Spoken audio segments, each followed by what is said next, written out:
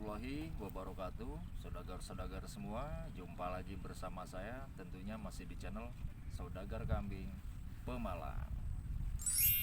Oke ya teman-teman, di video kali ini saya akan membahas tentang breeding kambing ya teman-teman. Nanti akan ada 3 poin yang akan saya bahas. Seperti yang pertama ini, pengertian tentang breeding kambing, hal-hal yang perlu diperhatikan dalam breeding kambing. Yang kedua, cara memilih bakalan untuk breeding kambing. Dan yang ketiga, persiapan usaha breeding kambing teman-teman. Dan di poin yang ketiga ini nanti kita akan membahas tentang persiapan lahan dan lokasi kandang, kemudian jenis kandang breeding kambing, kemudian persiapan alat serta mesin breeding kambing. Yang keempat, pakan usaha breeding kambing teman-teman. Untuk itu teman-teman, langsung aja kita akan bahas poin yang pertama, yaitu tentang pengertian kambing dan hal-hal apa saja sih yang perlu diperhatikan dalam breeding kambing. Yuk kita bahas. Oke ya teman-teman, konsep dalam breeding kambing yang benar akan menghasilkan anakan yang baik ya. Pada usaha tradisional, banyak sekali perkawinan sedara yang secara berulang dilakukan tanpa mengetahui akibat buruknya. Tentu saja akibat bisa menurunkan genetik akibatnya ya teman-teman ya. Yang dimana awalnya genetiknya unggul hingga menjadi jelek. Seperti pertumbuhan yang lambat hingga rentan terkena penyakit. Karena tidak tersedianya pejantan unggul menyebabkan terjadinya perkawinan sedara. Sedangkan pada konsep breeding, ketersediaan pejantan unggul dan kandang kawin yang layak menjadi salah satu syarat pentingnya, teman-teman. Dan breeding sendiri memiliki arti pembibitan baik ternak besar maupun ternak kecil. Tentunya pembibitan untuk menghasilkan genetik anakan yang baik ya. Breeding dewasa ini menjadi salah satu usaha di samping daging dan susu. Dengan breeding yang baik, peternak akan diuntungkan karena bisa mendapatkan perputaran uang yang lebih cepat. Seperti itu ya, teman-teman. Dan breeding sendiri bisa dijual atau diternakan kembali oleh peternak itu sendiri, tergantung kebutuhannya. Dimana jika mendekati hari raya kurban ini ya, biasanya peternak breeding akan memilih membesarkannya sendiri dan menjualnya dikarenakan harga akan menjadi lebih mahal, teman-teman. Jadi di momen-momen Idul Adha itu, wah, luar biasa ya untuk harganya, kita semua pasti sudah tahu. Dan ini ya teman-teman ya, dimana hal-hal yang perlu diperhatikan dalam breeding kambing. Yang pertama di sini seleksi. Ini berguna untuk mendapatkan keturunan berupa anakan yang baik dan unggul dengan beberapa kriteria yang diinginkan. Menggunakan cara menseleksi induk baik jantan maupun betina.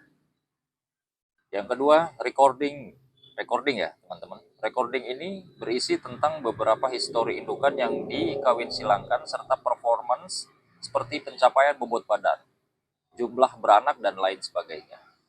Dan yang ketiga, pakan yang mencukupi kebutuhan gizi, baik merupakan pakan tunggal seperti pabrikan atau campuran dari beberapa bahan pakan seperti jenis rumputan unggul dan beberapa konsentrat.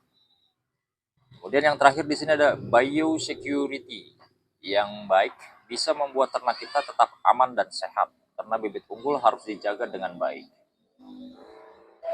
Dan di sini kita masuk ke pembahasan yang nomor 2 ya teman-teman. Di sini cara memilih bakalan untuk breeding kambing antara lain ya teman-teman ya. Kambing memasuki masa kawin adalah saat umurnya menginjak 10 sampai 12 bulan. Meskipun sebelum memasuki usia 10 bulan, ada beberapa kambing yang sudah dikawinkan, tetapi untuk mendapatkan anakan yang baik dan indukan, agar tetap sehat sebaiknya mengikuti umur kawin 10 sampai 12 bulan, teman-teman. Jika membeli bakalan di pasar ya, teman-teman, kadangkala ada beberapa penjual yang mengatakan bahwa masih usia 3 sampai 4 bulan, tetapi aktualnya sudah lebih daripada itu. Hal pertama yang bisa diperhatikan adalah melihat bulu di sekitaran punggungnya masih tebal dan kemudian melihat tanduk ya teman-teman.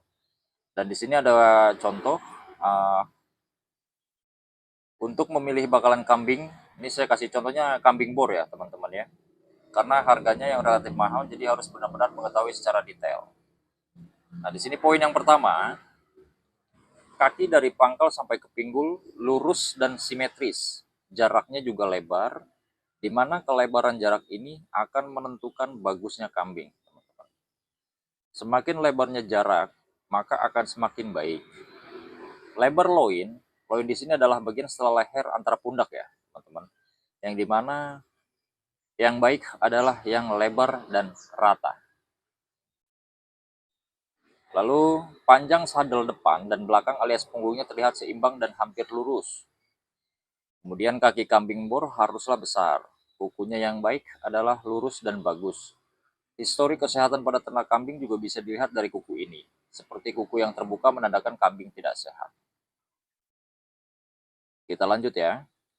Pastern atau bagian antara kuku dan pergelangan atasnya bentuknya lurus, tidak menekuk ataupun melipat. Pada kaki belakang, dari paha atas sampai siku kaki bawah, bentuknya tidak terlalu bengkok, teman-teman. Lebar badan sebaiknya memilih yang lebih terbuka atau lebar. Dan pilihlah leher kambing yang panjang. Di atas kaki depan usahakan untuk tidak memilih yang terlalu menonjol, cukup yang tidak terlalu kelihatan, tetapi jika diraba masih ada dagingnya, teman-teman. Seperti itu ya, kurang lebihnya. Jika memiliki indukan dengan kriteria di atas, anakan hasil breeding kambing yang dihasilkan akan lebih baik, walaupun tidak bisa sempurna. Semua dimiliki seperti ciri bakalan yang baik, yang telah tadi saya jelaskan ya, teman-teman. Setidaknya ini bisa dijadikan referensi untuk membeli bakalan baik jantan dan betina. Seperti itu, teman-teman ya. Kurang lebihnya untuk cara memilih bakalan untuk breeding kambing. Dan di sini kita akan masuk ke poin yang ketiga, yaitu persiapan usaha breeding kambing. Di sini yang pertama ada persiapan lahan dan lokasi kandang. Sebaiknya kandang dibangun jauh dari pemukiman warga ya, teman-teman. Hal ini bertujuan agar limbahnya tidak mencemari air dan bau dari kotoran tidak sampai kepada warga. Tapi itu tergantung ya, kan sekarang udah banyak banget cara-cara berternak yang modern yang bisa yang bisa sirkulasinya itu nggak sampai mencemari lingkungan lah. Itu teman-teman bisa lihat di video-video rekan-rekan senior ya. Entah ya. Letak kandang yang baik juga harusnya bisa meningkatkan potensi dan tumbuh kembang kambing breeding. Serta yang tidak kalah penting adalah masuknya alat transportasi, baik untuk mengangkut pakan, mengangkut anakan, bibit, dan sarana lainnya. Jadi di sini untuk aksesnya ya teman-teman ya.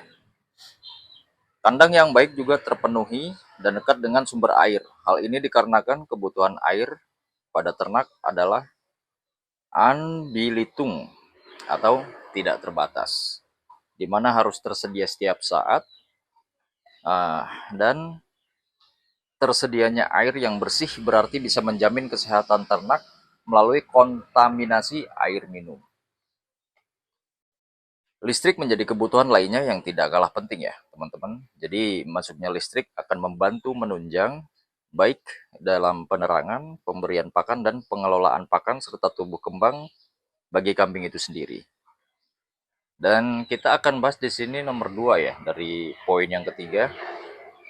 Di sini ada kita akan bahas mengenai jenis kandang breeding kambing ya, teman-teman.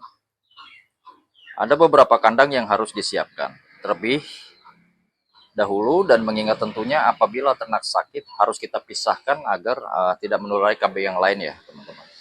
Jadi harus dikarantina. Ya walaupun itu sebisa mungkin kita tekan dengan biosecurity ya, yang baik dan continue, teman-teman, dan berkelanjutan. Ada 6 jenis kandang yang harus dipersiapkan, misalnya kandang masa laktasi atau menyusui jika ternak perah. Kemudian kandang untuk jantan, kandang untuk indukan saat kawin ataupun beranak, kandang untuk proses pembesaran anakan, dan yang terakhir adalah kandang untuk menempatkan kambing yang sakit, teman-teman. Jadi ke-6 tipe kandang tadi haruslah dibuat dari bahan yang kuat ya, teman-teman. Dan sebaiknya menggunakan kandang jenis panggung, drainasi, air yang baik, sehingga kotoran tidak menggenang apalagi menjadi becek. hingga menimbulkan lalat serta amoniak yang tinggi dan tidak baik sama sekali untuk ternak itu sendiri. Nah, nanti saya akan tampilkan tabel teman-teman, ada berikut standar luasan kandang per ekornya menurut Kementerian Pertanian ya teman-teman. Teman-teman bisa lihat di tabel sini ya. Kita akan masuk ke poin yang selanjutnya, persiapan alat serta mesin breeding kambing teman-teman. Untuk persiapan dan alat yang dibutuhkan, yang akan saya bahas adalah untuk peternakan, di mana alat yang dibutuhkan adalah yang pertama di sini ada genset ya teman-teman. Genset ini bertujuan untuk mengantisipasi mati listrik teman-teman. Kemudian di sini ada lampu untuk alat penerangan kandang, alat semprot berupa sanitasi dan untuk membersihkan kandang. Kemudian jika punya ternak yang banyak, sebaiknya memakai mesin chopper untuk menghemat pencacahan pakan. Kemudian di sini ada recording kambing per ekornya lengkap dengan alat penandanya. Dan yang terakhir di sini ada alat untuk mengangkut pakan ternak dan transportasi lainnya. Nih alat-alat pendukungnya ya teman-teman.